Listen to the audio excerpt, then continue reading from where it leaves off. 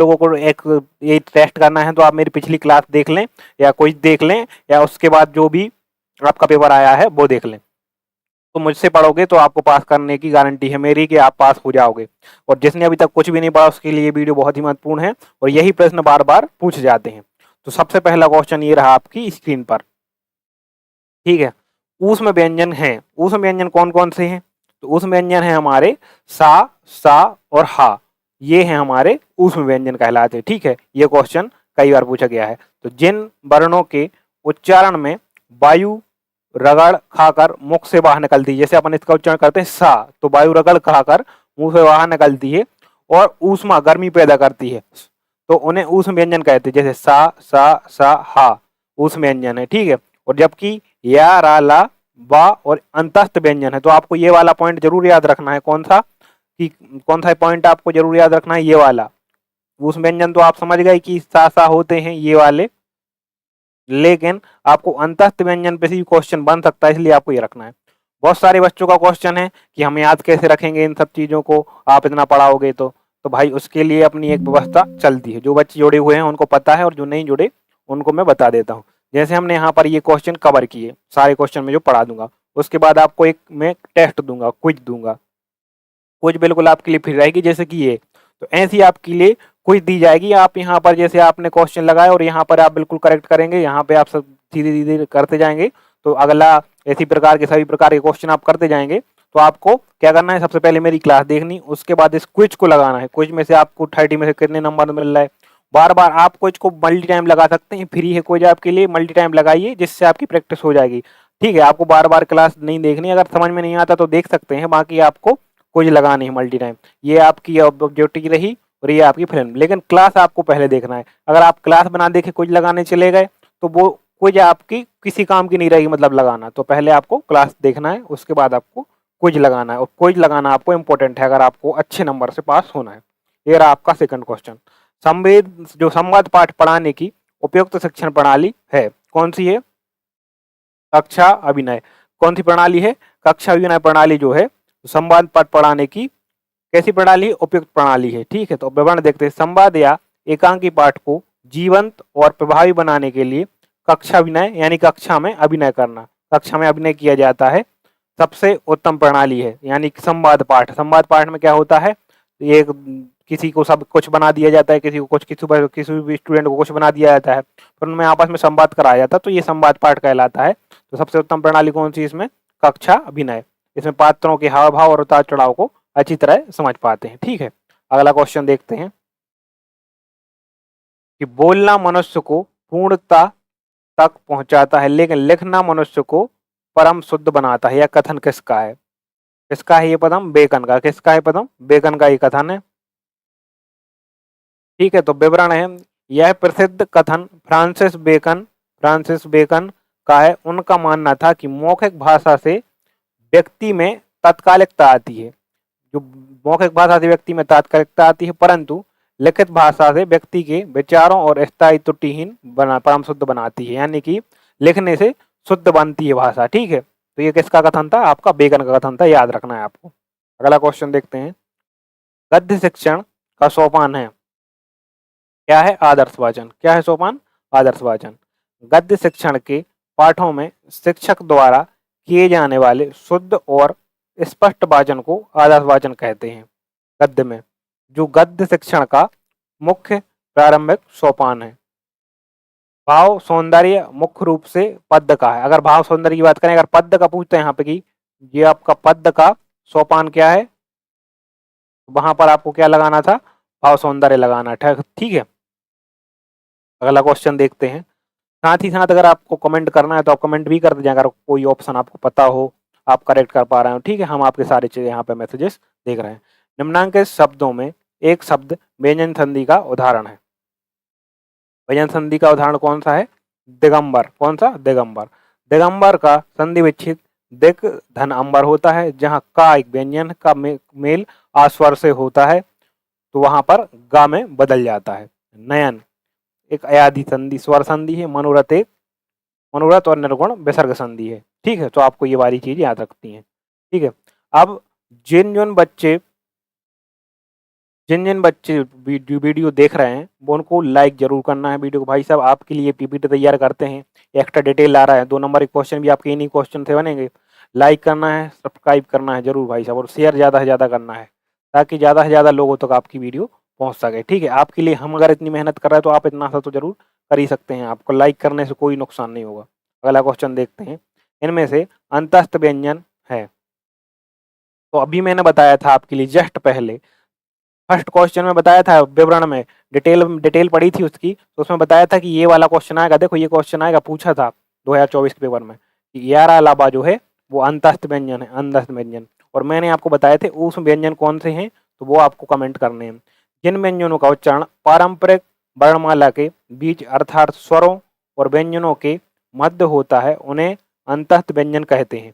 हिंदी में यार अलावा अंतस्थ व्यंजन है। ठीक है, तो आपको यहाँ पे याद रखना है। अगला क्वेश्चन देखते हैं। कविता में सौंदर्य निहित होता है, तो ये क्वेश्चन भी अभी मैंने पिछले की डिटेल में बताया था आपको। पिछले की डिटेल में बताया था क्या, कविता में कौन सा सौंदर्य होता है, भाव सौंदर्य होता है, और भाषा सौंदर्य भी होता है और विचार सौंदर्य भी होता है। तो आपका सही का आंसर क्या हो जाएगा, उपयुक्त सभी। तो कविता या पद्य शिक्षण में केवल शब्दों का चमत्कार नहीं होता, बल्कि उसमें भावों की गहराई, भाषा की सजीवता और विचारों की उत्तमता, तीनों रूप का सौंदर्य समाहित होता है। देखो जितना मैं आपको क्वेश्चन पढ़ा रहा हूँ उसके बाद आपको डिटेल ही बता रहा हूँ। डिटेल आपके लिए इसलिए इंपॉर्टेंट है क्योंकि आपका वहाँ पे 2 नंबर का क्वेश्चन भी बन सकता है और इसमें अन्य आपका ऑब्जेक्टिव भी बन सकता है। ठीक है, तो आपको ये डिटेल भी ध्यान से पढ़ना है। पूरी क्लास आपके लिए बहुत इंपॉर्टेंट है, इसके बाहर आपका ऑब्जेक्टिव कोई भी नहीं जाएगा। ठीक है, इसके बाद आपको क्विज जरूर लगानी है। अगला क्वेश्चन देखते हैं। लिखना सिखाने में ज्ञानेंद्रियों का सहयोग लेने वाली विधि है कौन सी, जैक्टार्ट विधि, वेस्टलाज विधि, मॉन्टेसरी विधि या न्यूलैंड विधि, बताइए कौन थी, मॉन्टेसरी विधि। आपका बिल्कुल करेक्ट आंसर हो जाएगा, आपका करेक्ट आंसर हो जाएगा। मैडम मारिया मॉन्टेसरी ने छोटे बच्चों को लिखना सिखाने के लिए आंख, कान, हाथ जैसी ज्ञानेंद्रियों के सक्रिय समन्वय पर बल दिया। ठीक है, किसने दिया, मैडम मारिया मॉन्टेसरी ने, जिसमें बच्चे लकड़ी या प्लास्टिक के उभरे अक्षरों पर उंगली फेरकर लिखना सीखते हैं। ठीक है, तो आपको ये साथ ही साथ याद रखनी चीजें। अगला क्वेश्चन देखते हैं। इनमें से खंड काव्य का उदाहरण है, खंड काव्य का उदाहरण क्या है, जयद्रथ वध। क्या है, जयद्रथ वध, बिल्कुल अब्दा आपका यहाँ पर करेक्ट आंसर हो जाएगा। तो देखते हैं, मैथिली शरण गुप्त का द्वारा रचित जयद्रथ वध एक प्रसिद्ध खंड काव्य है जिसमें जीवन के किसी एक विशिष्ट हिस्से के या घटना का चित्रण है। रामायण पृथ्वीराज रासु महाकाव्य है। देखो इसमें क्या है, संपूर्ण जीवन का वर्णन है, तो ये तो नहीं होगा, ये भी संपूर्ण जीवन का वर्णन है, रघुवंश में भी।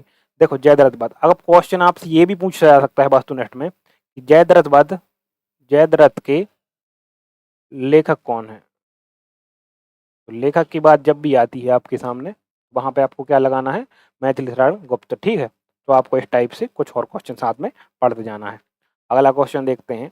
उदाहरणों की सहायता से छात्र स्वयं निरीक्षण और चिंतन द्वारा नियम निकालते हैं। कौन सी विधि में, आगमन प्रणाली में। कौन सी प्रणाली में, आगमन प्रणाली में छात्र स्वयं निरीक्षण तथा चिंतन द्वारा नियम निकालते हैं। उदाहरणों की सहायता, पहले उनको उदाहरण दिए जाते हैं, पहले उनको उदाहरण दिए जाते हैं, फिर उसके बाद वो नियम निकालते हैं। ठीक है, जैसे उदाहरण उनको कैसे दिए जाते हैं, जैसे एक बॉल है, बॉल उसे ऊपर फेंका जाता है, फिर वो नीचे गिरती है, तो फिर छात्र उसको नीचे गिरने की प्रक्रिया को देखकर उदाहरण से वो नियम निकालेंगे कि गुरुत्वाकर्षण का नियम कार्य करता है। ये आगमन विधि है।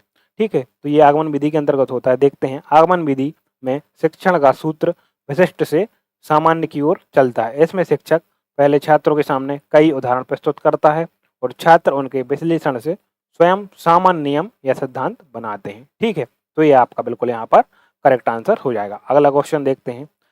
गद्य शिक्षण के सोपान हैं। गद्य शिक्षण के सोपान क्या क्या हैं, आदर्श वाचन, अनुकरण और उच्चारण। तो यहाँ पर सभी आपका आंसर है। तो गद्य पढ़ाते समय शिक्षक पहले स्वयं आदर्श वाचन करता है, पहले खुद पढ़ाता है शिक्षक, फिर छात्रों से अनुकरण का वाचन करता है, यानी कि छात्र बोलते हैं वही चीज जो शिक्षक ने बोली है, उसके द्वारा की गई गलतियों का उच्चारण संशोधन करवाता है, यानी कि बच्चे जो बोल रहे हैं उच्चारण में वो यदि गलत बोल रहे हैं तो उसका उच्चारण संशोधन करवाता है। अतः ये सभी गद्य शिक्षण के आवश्यक तत्व हैं। ठीक है, अगला क्वेश्चन देखते हैं। देखो भाई, आपका पेपर होने वाला है 70 नंबर का, उसमें से आपको चाहिए है पास होने के लिए 30 नंबर या 28 नंबर। ठीक है, तो आपके लिए मैं यहाँ पर आपके वस्तुनिष्ठ के 15 नंबर तो बिल्कुल पक्के हो ही जाएंगे, और जिसके बाद जो क्लास आपके लिए लेकर आएंगे तो उसमें आपके क्या क्वेश्चन आंसर और क्लियर हो जाएंगे। इसमें भी आपके कुछ क्वेश्चन मैंने इंक्लूड किए हैं, तो लास्ट तक वीडियो को जरूर देखना है। व्याकरण को शब्दानुशासन किसने कहा है? व्याकरण को शब्दानुशासन किसने कहा है?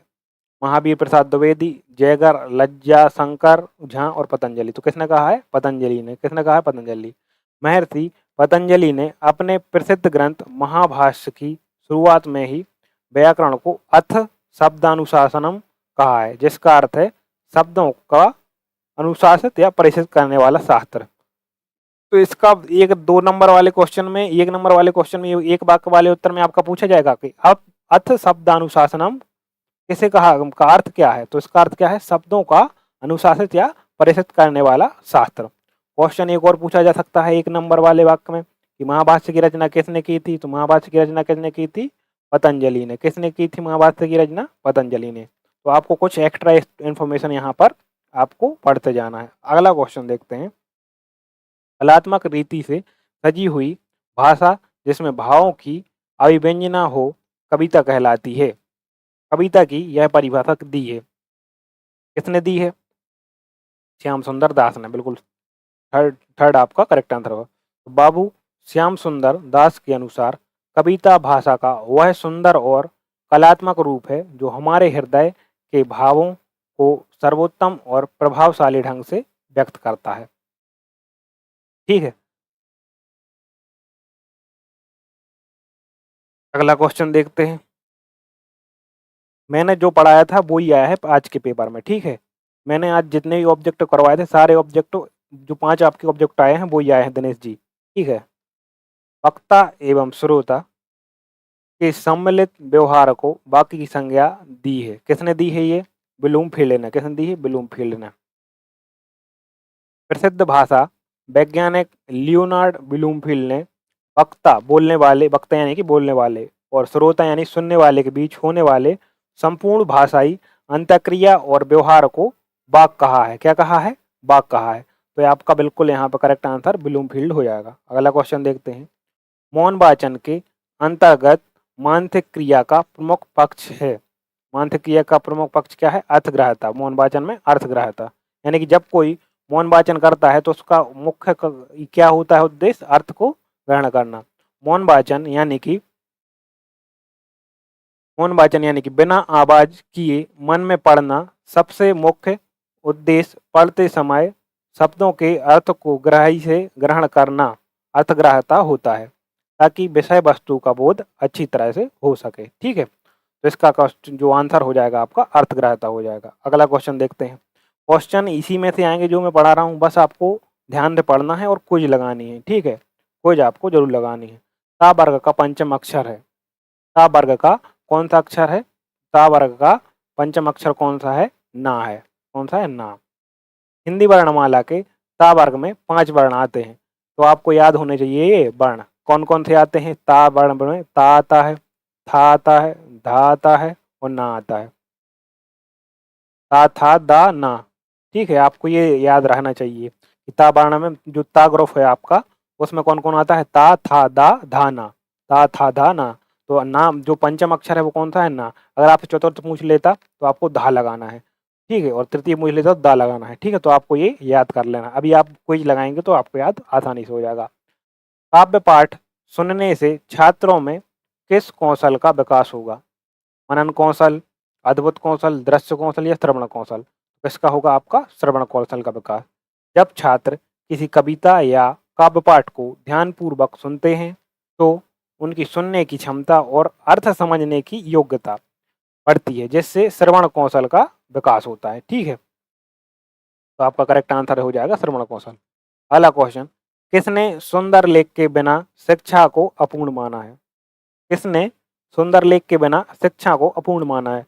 बेनिंग ने, महात्मा गांधी ने, स्वामी विवेकानंद। तो महात्मा गांधी ने सुंदर लेख के बिना शिक्षा को अपूर्ण माना है। महात्मा गांधी ने अपनी आत्मकथा में लिखा कि खराब अक्षर अधूरी शिक्षा की निशानी है। खराब अक्षर अधूरी शिक्षा की निशानी है। उनका मानना था प्रत्येक बालक का लेख सुंदर और सुडौल होना अनिवार्य है। ठीक है, तो यहाँ पर करेक्ट आंसर आपका महात्मा गांधी हो जाएगा।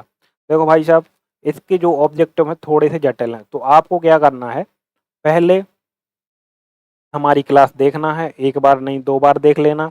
इसके बाद कोई लगा लेना, कोई आप कई बार लगा लें, 10 बार लगा लें तो भी कम है।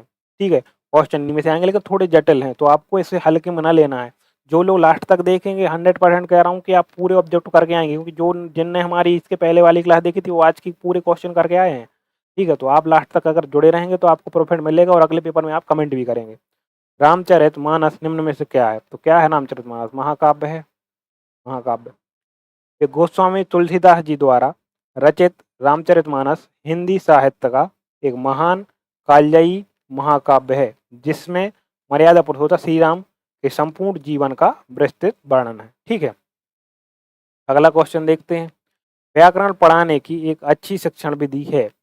व्याख्यान विधि, आगमन विधि, खेल विधि। तो कौन सी आगमन विधि? क्या है? आगमन विधि है। तो प्राथमिक और माध्यमिक स्तर के बच्चों को व्याकरण रटाने की बजाय नियमों को समझने के लिए आगमन विधि सर्वोत्तम मानी जाती है, क्योंकि यह बाल केंद्रित और मनोवैज्ञानिक है। ठीक है, अगला क्वेश्चन देखते हैं। वक्ता और श्रोता के सम्मिलित व्यवहार को वाक्य की संज्ञा दी है। किसने दी है? रिपीट हो रहा है क्वेश्चन, किसने दी है? मतलब रिपीट क्यों हो रहा है? क्योंकि ये कई बार आया परीक्षा में, इसलिए वो कई बार यहाँ पर भी आ गया। ब्लूमफील्ड ने यह प्रश्न 2023 के पेपर में भी पूछा गया है। ठीक है, यह यहाँ पे मेंशन भी है कि 2023 के पेपर में भी पूछा गया है क्वेश्चन। लियोनार्ड ब्लूमफील्ड के अनुसार बातचीत के दौरान वक्ता और श्रोता के बीच जो भाषाई आदान प्रदान या तालमेल होता है वही वाक्य स्पीच है। तो आपको याद रखना है। ठीक है, मैंने यहाँ पे मेंशन भी कर रखा है कि यह प्रश्न 2023 में भी पूछा गया है और यहाँ फिर आया है। बोलने के कौशल के विकास की किस गतिविधि में बालक किसी समस्या या विषय पर अपने विचार व्यक्त करते हैं? चित्रमाला, कहानी कथन, विचार गोष्ठी या अंताक्षरी? तो किसमें? विचार गोष्ठी में। विचार गोष्ठी में छात्र की तय विषय या गंभीर समस्या पर स्वतंत्र रूप से चिंतन करते हैं और मंच पर आकर मौखिक रूप से अपने विचारों की अभिव्यक्ति करते हैं। मौन वाचन कहलाता है। मौन वाचन क्या कहलाता है? तेजी से पढ़ना, जोर से पढ़ना, ऊंची आवाज में पढ़ना, नहीं मन से पढ़ना। ठीक है, तो बिना ओंठों को हिलाए, बिना किसी ध्वनि या आवाज के एकाग्रचित होकर लिखित सामग्री को केवल आंखों और मस्तिष्क की सहायता से पढ़ना मौन वाचन कहलाता है। ठीक है, अगला क्वेश्चन देखते हैं।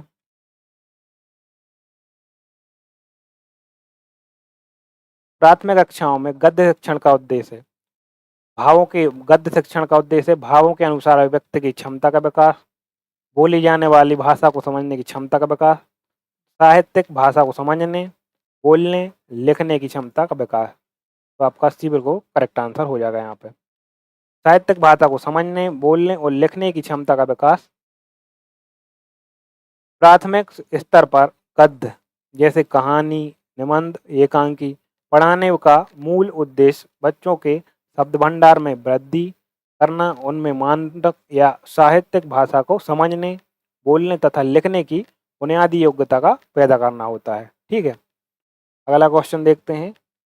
मौखिक अभिव्यक्ति के आकलन का प्रभावी तरीका है। क्या है? नामों को पहचान और चित्र को पढ़ना। तो आपका करेक्ट आंसर क्या हो जाएगा? ए और बी दोनों। Identifying names and reading picture मौखिक अभिव्यक्ति के आकलन का प्रभावी तरीका है ये।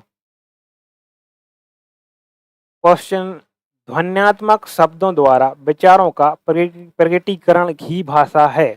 ये किसका कथन है? स्वीट ने दिया था। ये कथन किसने दिया था? स्वीट ने। प्रसिद्ध भाषाविद हेनरी स्वीट के अनुसार जब ध्वन्यात्मक शब्द यानी कि कोई भी शब्द या प्रतीकों के माध्यम से मनुष्य अपने विचारों को अभिव्यक्त करता है तो उसे भाषा कहते हैं। उसे क्या कहते हैं? भाषा कहते हैं। आपको ये याद रखना है। ठीक है, अगला क्वेश्चन। श्रवणीय सामग्री सुनाकर उसका अर्थ ग्रहण करना संबंधित है किससे? श्रवणा कौशल। किससे है? सुनना कौशल, या इसके जगह आपसे क्वेश्चन ये भी पूछ तक लिख सकता है श्रवण कौशल। तो आपको दोनों चीजें याद रखनी है, श्रवण कौशल या सुनना कौशल। सुनना कौशल, श्रवण कौशल देखो यहाँ पे है, का अर्थ केवल ध्वनि को कान से सुनना नहीं, बल्कि सुनी हुई सामग्री या बात को ध्यानपूर्वक समझकर उसका सही अर्थ ग्रहण करना होता है। अगला क्वेश्चन देखते हैं। मौन वाचन से आशय है। मौन वाचन से आता है, ये क्वेश्चन भी रिपीट हुआ है क्वेश्चन। धीमे धीमे पढ़ना, स्वस्वर पढ़ना, बिना बोले पढ़ना या आदर्श उच्चारण, तो बिना बोले पढ़ना। लिखित सामग्री को बिना ओंठों को हिलाए और बिना किसी ध्वनि के मन ही मन शांत रहकर पढ़ना मौन वाचन कहलाता है। इससे समय की बचत होती है और अर्थ ग्रहण तीव्र होता है। पाठ्य योजना के अंतर्गत प्रस्तावना के प्रश्नों का स्वरूप है। पाठ्य योजना के जो अंतर्गत प्रस्तावना के प्रश्नों का स्वरूप सरल से कठिन की ओर, पूर्व ज्ञान पर आधारित हो, जिज्ञासा उत्पादक हो और उपयुक्त सभी। तो उपयुक्त सभी जो जो प्रस्तावना के प्रश्न हो वो सरल से कठिन की ओर भी होना चाहिए, पिछले ज्ञान के से संबंधित भी होना चाहिए और जिज्ञासा उत्पादक होना चाहिए। कक्षा में पाठ शुरू करने से पहले पूछे जाने वाले प्रस्तावना प्रश्न बच्चों के पूर्व ज्ञान से जुड़े होने चाहिए।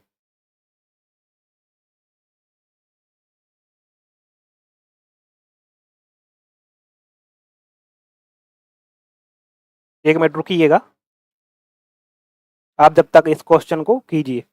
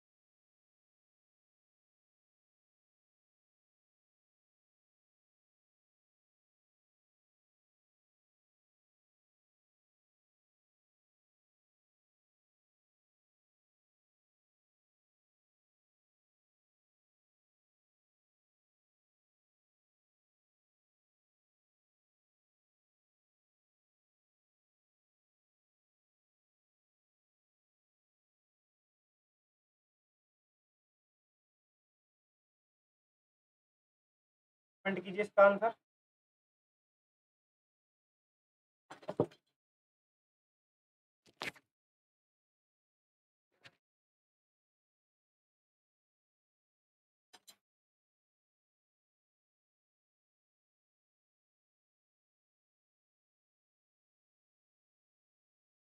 ये क्वेश्चन हो गया था।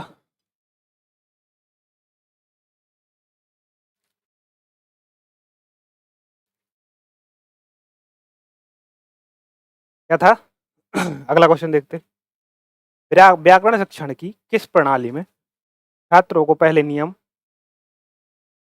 बता दिए जाते हैं, बताइए।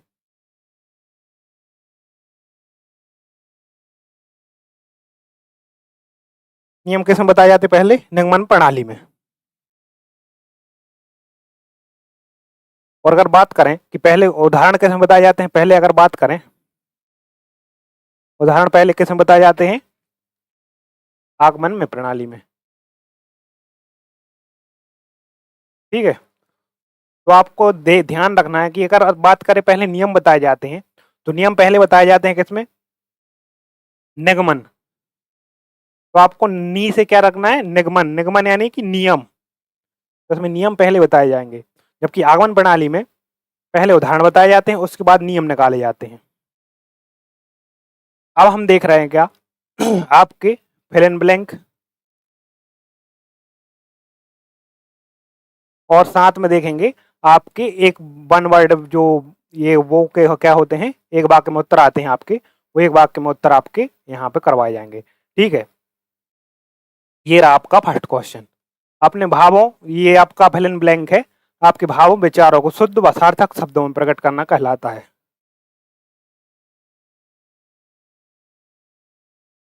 बोलना, बिल्कुल आपका बोलना कहलाता है। ठीक है, जब हम अपने मन के विचारों और भावों को मुख्य से सार्थक ध्वनियों में व्यक्त करते हैं तो भाषाई कौशल बोलना कहलाता है। क्या कहलाता है? भाषाई कौशल बोलना कहलाता है। तो यहाँ पर आपका जो खालिस्तान है ये वो यहाँ पे सेक्शन आ गया है।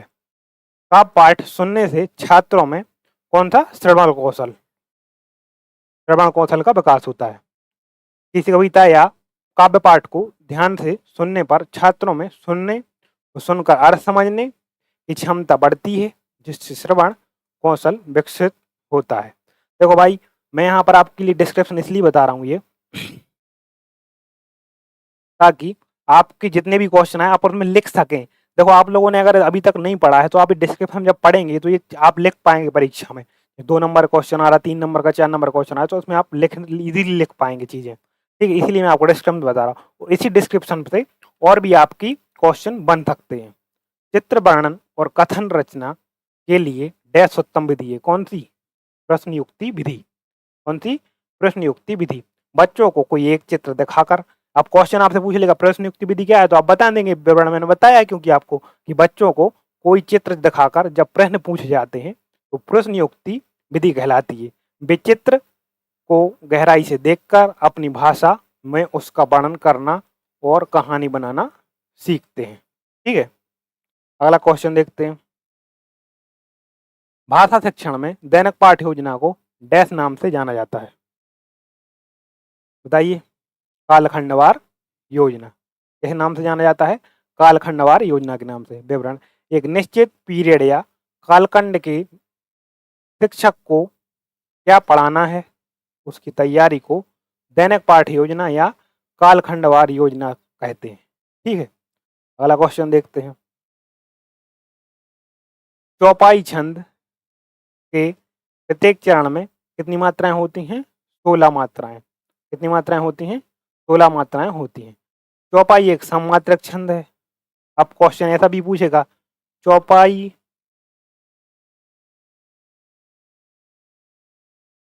एस एक छंद है,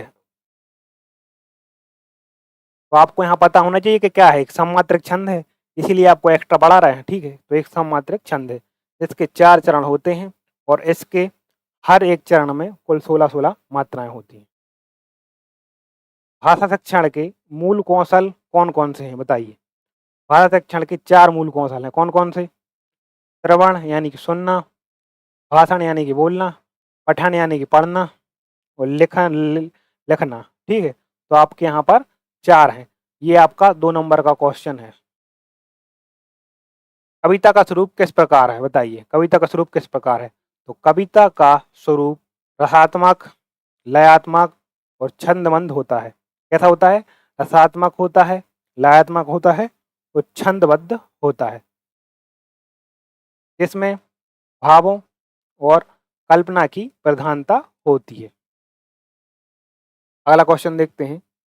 प्राथमिक कक्षाओं के शिक्षण में सबसे बड़ी कठिनाई किस समस्या के कारण होती है?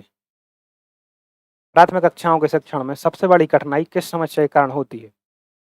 प्राथमिक कक्षाओं में सबसे बड़ी कठिनाई बच्चों को क्षेत्रीय बोलियां की विविधता और मानक हिंदी भाषा को समझने व शुद्ध उच्चारण करने की समस्या होती है। ठीक है, तो आप इस प्रकार से इन क्वेश्चन का आंसर लिख सकते हैं। बच्चों के आकलन का प्रमुख तरीका क्या है? बच्चों के आकलन का सबसे प्रमुख और व्यवहारिक तरीका सतत अवलोकन और खेल खेल में मौखिक प्रश्न पूछना है। देखो, लाइक आप लोग नहीं कर रहे हैं, वीडियो को लाइक करेंगे तो आपसे कोई नुकसान नहीं है, लेकिन जो लोग नहीं देख पा रहे हैं वीडियो, उनके तक वो वीडियो पहुंच जाएगी। और भाई, मुझे भी एक मोटिवेशन मिलेगा कि मैं आपके लिए अच्छी से अच्छी वीडियो तैयार करके लाऊं, जिससे कि आप अच्छे से पढ़ाई कर पाएँ। तो आपको लाइक और सब्सक्राइब जरूर कर लेना है भाई, क्योंकि इसी में से आने हैं क्वेश्चन, इसके बाहर कोई क्वेश्चन नहीं आना। आप तो कल आके देख लेना। इकाई योजना की एक विशेषता लिखिए। इकाई योजना क्या होती है? इकाई योजना शिक्षण सामग्री को एक व्यवस्थित और व्यापक रूप प्रदान करती है, जिससे शिक्षक को पूरी यूनिट की समय सीमा का स्पष्ट ज्ञान रहता है। इकाई योजना में जैसे एक इकाई है, कोई किसी भी विषय की कोई एक इकाई है, यानी कि एक पार्ट है, उस पार्ट को कालखंडवार तोड़ दिया जाता है। क्या कर दिया है? तोड़ दिया है कि ये इतने कालखंड में, इतने पीरियड में, ये 5 पीरियड में एक इकाई कंप्लीट हो जाएगी। तो उस इकाई में उसको क्या क्या ज़रूरत पड़ेगी टीचर को, वो सारी चीज़ें उसमें बना लेता है कि उस इकाई में हमें लिए एक कंपास की ज़रूरत पड़ेगी, एक उसके लिए चौक की ज़रूरत पड़ेगी, उसके लिए एक मैप की ज़रूरत पड़ेगी। तो ये सारी चीज़ें वो पहले से तैयार कर लेता है इकाई योजना में। ठीक है। वर्ष 2024 के रिक्त स्थान और एक वाक्य वाले उत्तर। शब्द का वही अर्थ होता है जो उसे ध्वनित होता है, तो उसे शब्द कहते हैं। कौन सा शब्द कहते हैं? उसे वाचक। जब किसी शब्द का सीधा, मुख्य और लोक प्रसिद्ध अर्थ प्रकट होता है तो उसे वाचक शब्द कहते हैं। ठीक है। अगला क्वेश्चन देखते हैं। रहात्मक वाक्य को ही कविता कहते हैं। रहात्मक वाक्य अगर आपको पता हो तो इसका ये आपको लिख के आनी है डेफिनेशन जब कविता आ जाए। वाक्यम रसात्मकम काव्यम। ठीक है। यह कथन किसका है? विश्वनाथ जी का। किसका ही कथन? विश्वनाथ। साहित्य दर्पण ग्रंथ में आचार्य विश्वनाथ ने कविता काव्य की परिभाषा देते हुए लिखा है, वाक्यम रसात्मकम काव्यम, अर्थात रसयुक्त वाक्य ही काव्य या कविता है। डैश में आरोह, अवरोह, लय या ध्यान रखना आवश्यक है। किसमें? पद्य काव्य में। किसमें? पद्य काव्य में। पद्य काव्य यानी कि कविता वगैरह, कविता एग्जाम्पल। ठीक है। ये हो गया अपना। पतंजलि ने डैश भाषा को अनुशासन माना है। किस भाषा को? व्याकरण भाषा को। महर्षि पतंजलि ने व्याकरण को शब्दानुशासन कहा है। क्या कहा है? शब्दानुशासन कहा है, क्योंकि व्याकरण ही भाषा के शब्दों को नियमबद्ध और अनुशासित करता है। ठीक है। अगला क्वेश्चन देखते हैं। जिस चीज का डिस्क्रिप्शन आपको पढ़ना है आप वीडियो पॉज करके पढ़ सकते हैं। डैश वाचन में निपुणता, भाषाई दक्षता का सूचक है। क्या है? सस्वर वाचन। सस्वर वाचन।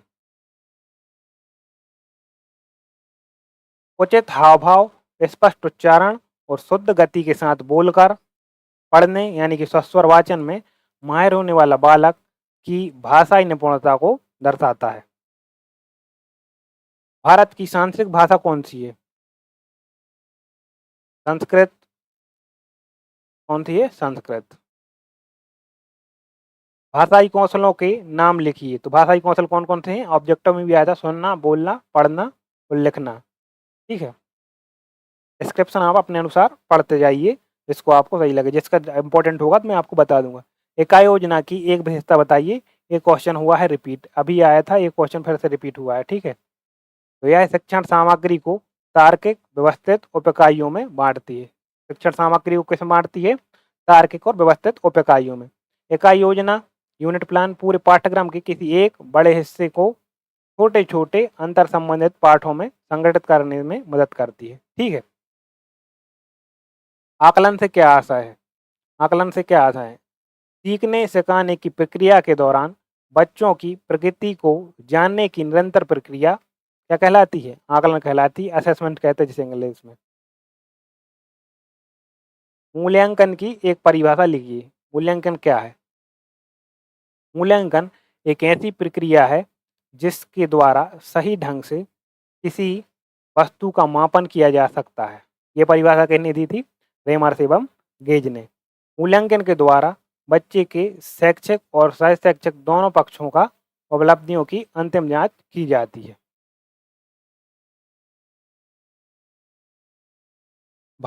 देश में जीवन की किसी एक पक्षी घटना का वर्णन होता है। किसमें? खंड काव्य में। ये क्वेश्चन आपका रिक्त स्थान में भी पूछा आया था और आपके किसमें भी पूछा गया था? सही विकल्प में भी पूछा गया था।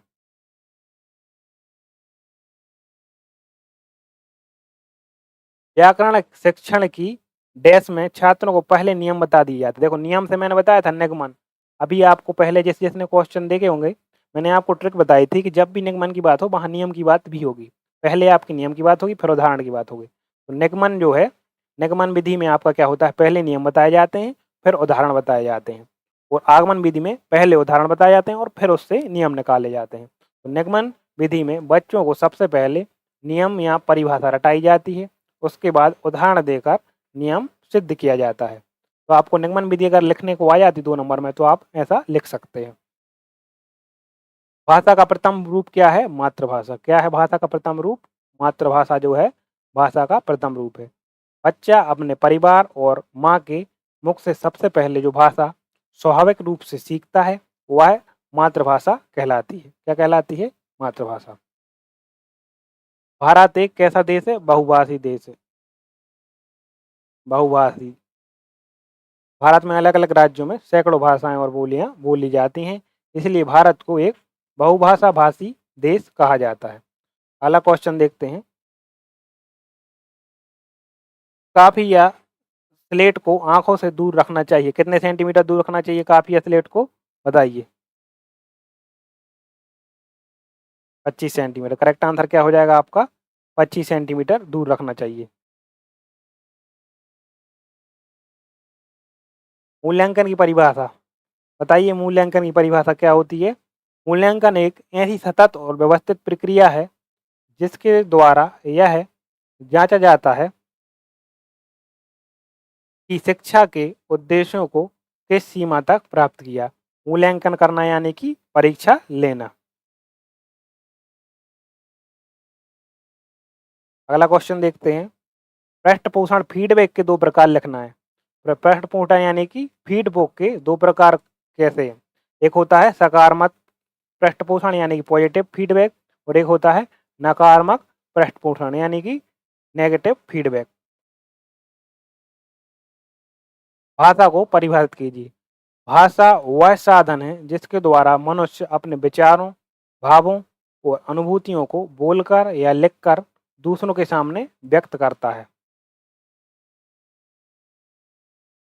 संवाद पाठ क्या होते हैं? संवाद पाठ क्या होते हैं? देखो भाई साहब, जो जुड़ा हुआ है उसको लाइक करना जरूरी है। लाइक जरूर कर दें जिससे सभी लोगों तक वीडियो आपकी पहुंच जाए और ज़्यादा से ज़्यादा लोगों को प्रॉफिट मिले। आपके सारे क्वेश्चन यहीं से आने वाले हैं। तो लाइक और शेयर और सब्सक्राइब करना आपको बिल्कुल नहीं भूलना है। आपके उस लाइक शेयर सब्सक्राइब करने से आपका कुछ नहीं बिगड़ेगा, लेकिन अगर हाँ और अन्य लोगों तक वीडियो पहुँच जाएगी तो उनको इसका प्रॉफिट जरूर मिलेगा। 2 या 2 से अधिक व्यक्तियों के बीच होने वाले मौखिक बातचीत या वार्तालाप को लिखित रूप से नाटक या एकांकी की विधा में प्रस्तुत करना संवाद पाठ कहलाता है। अगला क्वेश्चन देखते हैं। इकाई योजना की 2 विशेषताएं बतलाइए।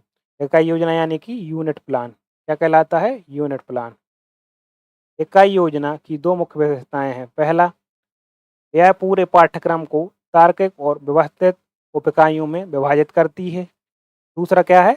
इसमें शिक्षण के उद्देश्यों, गतिविधियों, मूल्यांकन में पूर्ण समन्वय होता है। वर्ष 2022 के रिक्त स्थान और एक वाक्य में उत्तर अब हम अगले में पढ़ेंगे। ठीक है, ये अपना दूसरा हो गया। अब इसके बाद हम पढ़ेंगे वर्ष 2022 के रिक्त स्थान।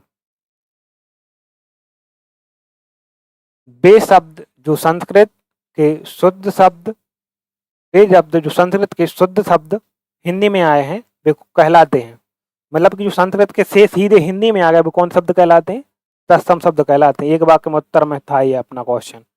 संस्कृत के जो शब्द बिना किसी बदलाव या रूप परिवर्तन के हिंदी में भाषा में ज्यों के त्यों उपयोग किए जाते हैं उन्हें तत्सम कहा जाता है।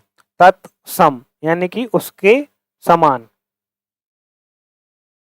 अगला प्रश्न देखते हैं। छात्रों द्वारा विविध घटनाओं को सुनाने में से उनमें खाली स्थान का विकास होता है। किस कौशल का विकास होता है? बोलने के कौशल का। जब छात्र अपने अनुभव या किसी घटना को कक्षा में सबके सामने सुनाते हैं तो उनकी झिझक दूर होती है और उनके बोलने के कौशल का विकास होता है।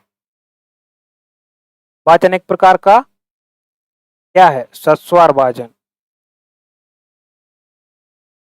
या वाचन 2 प्रकार के होते हैं, सस्वर वाचन और मौन वाचन। वाचन एक प्रकार का क्या है? यहाँ पे सस्वर वाचन नहीं आएगा। वाचन एक प्रकार का क्या है? कौशल है। क्या है? कौशल। 1 मिनट आप इसको वेरीफाई कर लीजिएगा। एक प्रकार का सस्वर वाचन नहीं, एक प्रकार का कौशल है। क्या है वाचन? एक प्रकार का कौशल है। एक मिनट वेट कीजिए, मैं बता रहा हूँ कन्फर्म करके आपको कौन सा है वैसे तो इसका आंसर।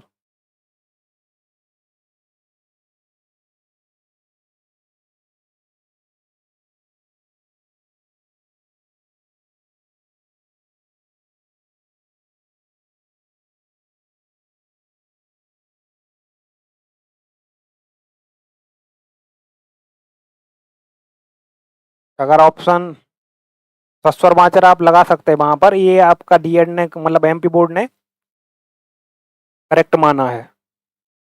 दोनों आंसर आपके करेक्ट हैं, लेकिन सस्वर माचर जो है एमपी बोर्ड ने करेक्ट माना है। ठीक है, अगला क्वेश्चन देखते हैं। डैश में कविता रागमय और रोचक होती है। डैश में कविता रागमय और रोचक होती है। किसमें? पद्य काव्य में। किसमें? पद्य काव्य में। पद्य काव्य में लय, छंद, तुक और ताल होने के कारण कविता को संगीत के साथ रागमय मनोरंजक बनाया जा सकता है। ठीक है, अगला प्रश्न देखते हैं। भाषा संसर्ग विधि से डैश व्याकरण के पाठ पढ़ाए जाते हैं। कौन से? व्यवहारिक व्याकरण के पाठ पढ़ाए जाते हैं। कौन सी विधि से? भाषा संसर्ग विधि से।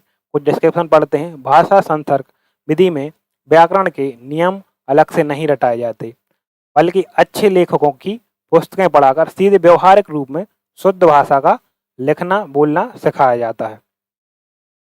कौन सी विधि है? भाषा संसर्ग विधि। पा वर्ग के सभी वर्णों को लिखिए।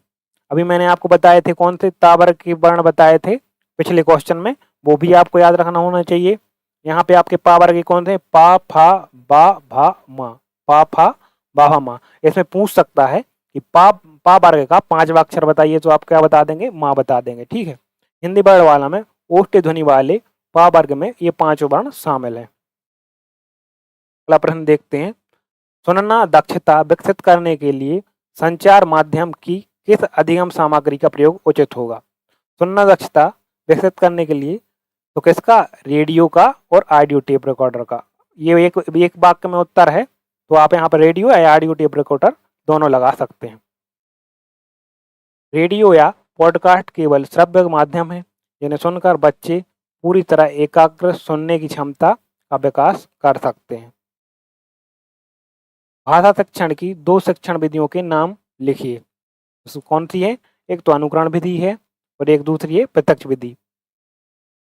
ठीक है, या आगमन निगमन विधि भी आप लगा सकते हैं। आगमन विधि लिख सकते हैं पहला, दूसरा आप निगमन विधि भी लिख सकते हैं। ठीक है, और अनुकरण विधि और प्रत्यक्ष विधि भी आप लिख सकते हैं।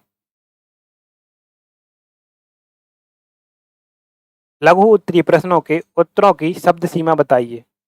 तो लघु उत्तरीय प्रश्नों की शब्द सीमा कितनी होनी चाहिए? तो कितनी होनी चाहिए? लगभग 75 शब्द। प्रश्न पत्र के निर्देशों के अनुसार डीएलएड परीक्षा में लघु उत्तरीय प्रश्नों की शब्द सीमा 75 शब्द निर्धारित की गई है। कितनी की गई है? 75 शब्द, जो कि आपके पेपर में भी लिखी जाती है। तो जो बच्चों को नहीं है पता, वो वहां से देखकर भी ये क्वेश्चन का आंसर लगा देते हैं। अच्छे मूल्यांकन की कोई एक विशेषता बताइए। वैधता या विश्वसनीयता या वस्तुनिष्ठता, आप इनमें से कोई भी ऑप्शन लगाएंगे शायद बस सही होगा। एक अच्छे मूल्यांकन को वैध होना चाहिए, अर्थात वह उसी उद्देश्य या योग्यता की जांच करे जिसके लिए उसे बनाया गया है। तो हर 21 के क्वेश्चन देखते हैं। भाषा की सार्थक इकाई क्या है? शब्द। शब्द जो है भाषा की सार्थक इकाई है। वर्ण भाषा की सबसे छोटी इकाई है। अगर क्वेश्चन आपसे पूछेगा कि भाषा की सबसे छोटी इकाई क्या है? वर्ण, लेकिन वर्ण सार्थक नहीं होता जिसका कोई स्वतंत्र अर्थ नहीं होता, जबकि वर्णों के मेल से बने शब्द का एक निश्चित अर्थ होता है। इसीलिए शब्द को भाषा की न्यूनतम सार्थक इकाई माना जाता है। सार्थक इकाई से मतलब है कि जिसका कोई अर्थ हो। भाई साहब लाइक करते जाएं सभी लोग। कलात्मक रीति से सजी हुई भाषा जिसमें भावों की अभिव्यंजना ही कविता कहलाती है। कविता की यह परिभाषा किसने दी? श्याम सुंदर दास ने। कलात्मक रीति से सजी हुई भाषा है, किसने दी थी ये बात? श्याम सुंदर दास ने, बाबू श्याम सुंदर दास ने। जिस वाचन को अध्यापक द्वारा किया जाता है वह कहलाता है आदर्श वाचन। कौन सा वाचन कहलाता है? आदर्श वाचन। कक्षा में पाठ पढ़ाते समय शिक्षक द्वारा शुद्ध उच्चारण, सही गति से और उचित हाव भाव के साथ जो पाठ पढ़ा जाता है उसे आदर्श वाचन कहते हैं। इसके बाद छात्र जो पढ़ते हैं उसे अनुकरण वाचन कहते हैं। भाषा शिक्षण में दैनिक पाठ योजना को क्या कहते हैं? कालखंडवार योजना। क्या कहते हैं? कालखंडवार योजना कहते हैं। ये रिपीट हुआ है, आपका रिपीट हुआ है दूसरे साल में, ठीक है। डिस्क्रिप्शन आप इसका पढ़ लीजिएगा। व्याकरण शिक्षण की डैश प्रणाली में छात्रों को पहले नियम बता दिए जाते हैं। किसमें? मैंने अभी ये क्वेश्चन कई बार आ गया। निगमन विधि में नियम पहले बता दिए जाते हैं, ठीक है, और आगमन विधि में पहले उदाहरण बताए जाते हैं।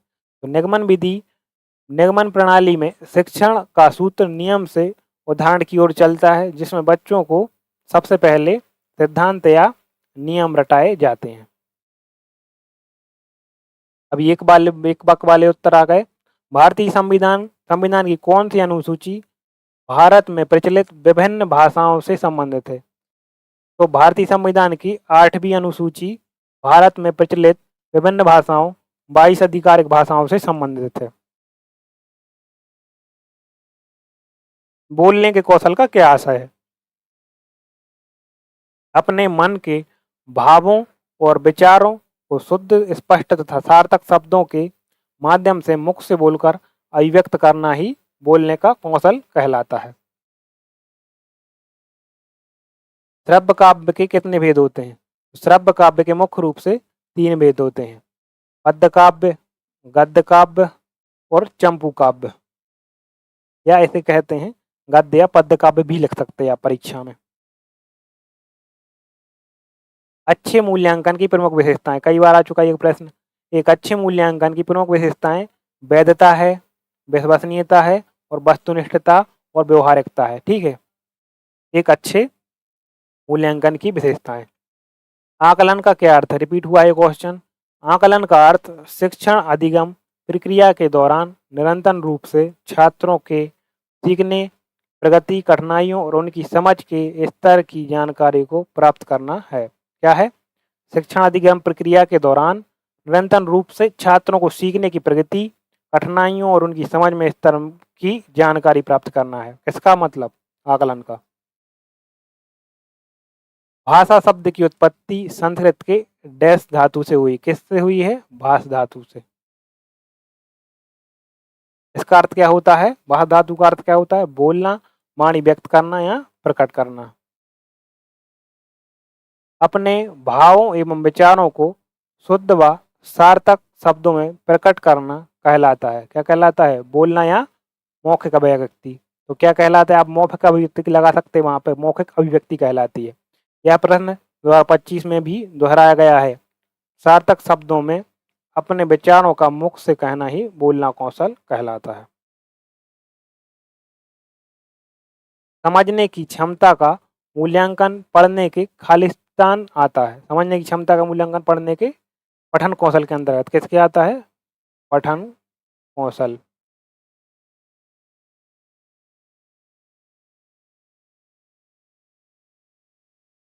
रामचरितमानस, कामायनी, साकेत क्या है? महाकाव्य है। क्या है? महाकाव्य।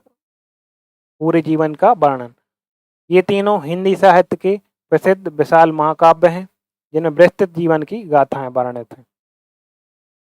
डैश के अनुसार भाषा की विशेष प्रकार की रचना का वर्णन व्याकरण है। किसके अनुसार? डॉक्टर जैगर या स्वीट के अनुसार। भाषा की विशेष प्रकार की रचना वर्णन।